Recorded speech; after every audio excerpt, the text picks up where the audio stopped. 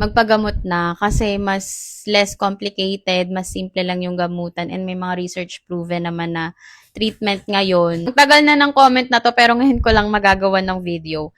Pero ayun, sabi niya, true sis, ganyan din ako dati, may nag-advise din sa akin na huwag ipagalaw. Ayun, natagalan lang din tuloy ako. Inantay ko pa na sumakit at naging stage 3 pa nga. Ngayon, sinurrender ko na lahat kay Lord. Mahaba pa yan. Makalimutan ko na yung sumunod. Pero ayun na nga, likas na sa ating mga Pilipino yan na kapag ka, tsaka lang tayo kikilos kapag ka meron ng nararamdaman talaga, di ba? Pero kapag ka healthy lang, akala nyo healthy ka lang, or kaya pa yung sakit, kaya pa ng mga self-medication, ganyan, i-delay. Kasi ganun din naman yung nangyari sa akin. 1 year din akong na-delay sa gamutan, kaya yun, naging stage 3 din.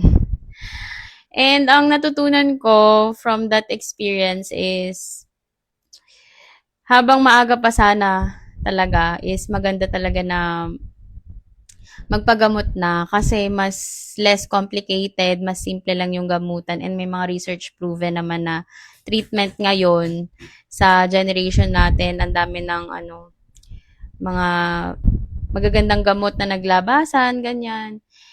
And mga survivors. So, hindi na siya katulad ng dati na sobrang nakakatakot. Pero, syempre, nandiyan pa rin yung matatakot ka pa rin sa chemo, surgery, radiation. Sino ba namang hindi takot doon? Pero, at least mas manageable na siya ngayon kasi nakikita natin na meron talagang nakaka-survive. So, ayun. Kapag na-diagnose kayo, tanggapin nyo na lang, nandyan na yan. And gawin nyo lahat ng kaya nyo para magpagamot at magpagaling. Kasi hindi naman natin makokontrol eh. Hindi rin naman natin ginusto na magkaroon ng sakit. Pero nasa sa atin na lang din kung paano natin, kung anong gagawin, kung anong magiging respond natin dun sa sakit na to. So, learn from our experience.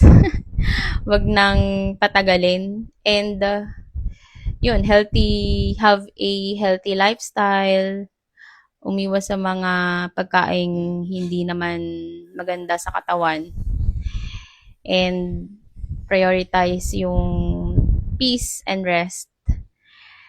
Ayun, kasi hindi lang naman siya physical health eh. Mental, psychological health din. And, pinaka-importante sa lahat yung spiritual health natin is palakasin natin.